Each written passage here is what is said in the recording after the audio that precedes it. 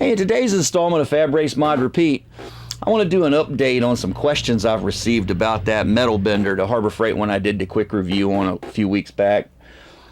And the biggest question, hands down, was how come it's moving in the video when I'm bending the metal? Well, the reason that is I hadn't decided where I wanted to mount it. When we mounted my friend's, we actually poured a little concrete pad for it over in a corner of his yard, about 3 foot by 3 foot, about 6 inches thick. And we mounted, well, we didn't permanently mount it. We mounted it down and made it so he could just quickly remove it and put it in out of the weather because he didn't want to take up room in his shop. He has very limited space. I got mine and I was kind of deciding on where I want to put it in my shop because I want it to where once it's in the shop and bolt it down, unless I need to take it out and take it somewhere, like if I was to pick up some remote fab work or something, I can bolt it to my utility trailer or what have you and use it in the field. But I don't do that very often, so I'm kind of being picky about where I mount the thing so I don't have to move it all the time. And I kind of need it out of the way, but I need it in such a way that it's still useful. So what I did, I didn't have any concrete around here and I kind of wanted to go ahead and get it done. I had some cemented together with rebar through them cinder blocks that I use for setting heavy things on just as dropping off points. Sometimes if I need to rig up a platform for something or I need to lay down some steel or some wood, whatever, while I get it processed and in out of the weather, I lay those down, put a 4x4 across them and use it as just a quick drop-off point. Well, what I did, and I'll show you here in the video in a minute because I did actually film it, and I wasn't going to show it, but since it didn't exactly work like I wanted it to, as you could tell it was moving in the video, but it's gotten better since then as it's rained a couple of times and the dirt's packed down around it. But I took one of those and I drilled some holes in it. Well, unfortunately, I hit the rebar because I didn't particularly place the rebar in them for being missed by swags. I put the rebar in to make them strong and didn't really worry about where it landed. So I ended up having to drill twice and cock the thing on the platform, and it's not pretty. It's not my best work, but it's functional. And this was a case of, like I always say, think outside of your box, trying something different. You never know when you might need it to get a job done, and this was kind of at the shop field repair, if you will, for lack of a better phrase. So let me show you in the video what I'm talking about. I appreciate the questions. I appreciate the comments. And if you got any more questions or comments about it, please ask them. I am going to use the tool more in some coming videos and use some of the other facets of it, making round bends and things like that. I just am not at the point to do those things yet. And I've got other things I got to do with this being the beginning of race season and kind of the busy time of year.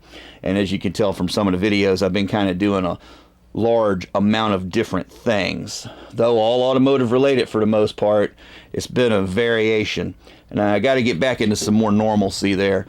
But I appreciate y'all sticking with me and watching the videos. I hope you enjoy them. At least find them entertaining, educational, informational, and hopefully inspirational. So let's cut to the video. And what we've done here is dug a hole for them to sit in. As you can see, it's sticking up out of the ground a little bit. Now, yeah, you're going to go, how are you going to get that up? How are you going to keep from tripping over it? Well, the thing is, you put it over in a corner somewhere where it's not a lot of traffic, where you don't go with your lawnmower, and you can cut around it. Or just move it when you're done. Now, what we got to do, and I've already marked the 4 positions out, here, here, here, and here. And after a quick trip up to the local depot there, Home Depot's not sponsoring this video, by the way, I went ahead and got some drive-in concrete wedges. I got to drill a couple of holes. We get to play with a concrete drill today. And I'm just going to use a standard concrete drill bit and a standard 1/2-inch drive drill.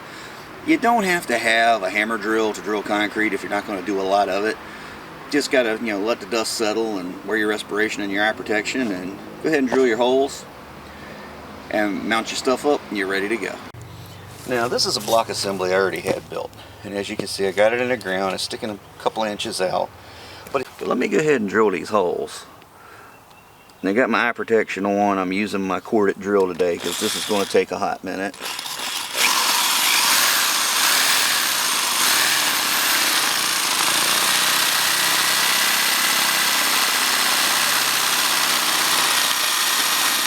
Now, in case you've never seen one of these before, the way they work is you get this little swedge on the end here.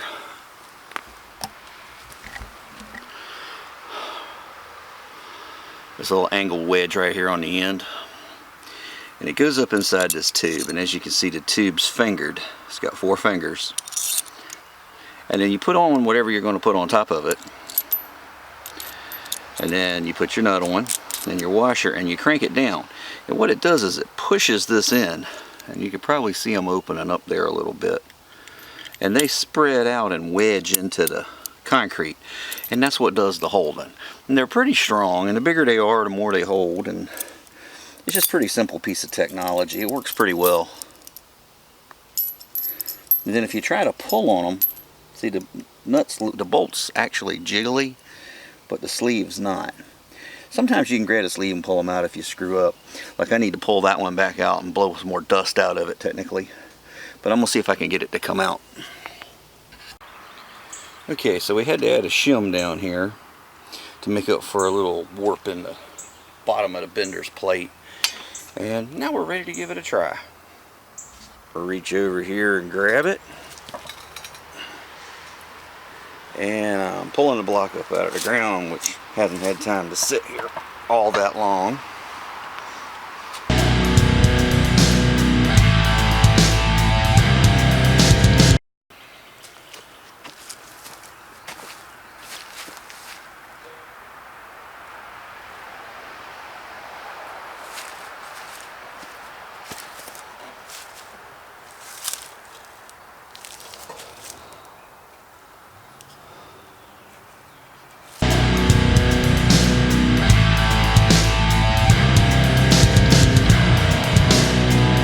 So another popular question was, what do you do when you want to move this thing? Just make you a metal crossbar to go across the bolts, hook it with your cherry picker, pick it up, the boom of your tractor, or you can dig the dirt out around the edge, manhandle it up out of the hole, and put it somewhere that's more appropriate for where you need it to be when you're not using it. Another thing I've kind of come down to is if I'd have made this out of 4 cinder blocks instead of 2, then it'd probably have enough weight that it really wouldn't even need to be buried in the ground, though it'd be a little hard to move it.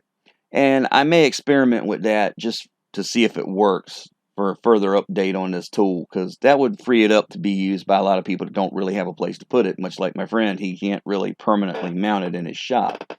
So there you go. That was the second biggest question, was what do you do with the block when you're done using the tool? If you were to put it level in the ground or bury it a little farther down, you could just walk over it, honestly. If you use stainless steel hardware or made a little plate to go over it, it would take care of it. So, until next time, practice your skills, learn a new one, think outside your box. Either way, turn it into craftsmanship. You never know how far it'll take you. Thanks for watching. Have a great day. This has been Fab Race Mod Repeat. We'll see you next time.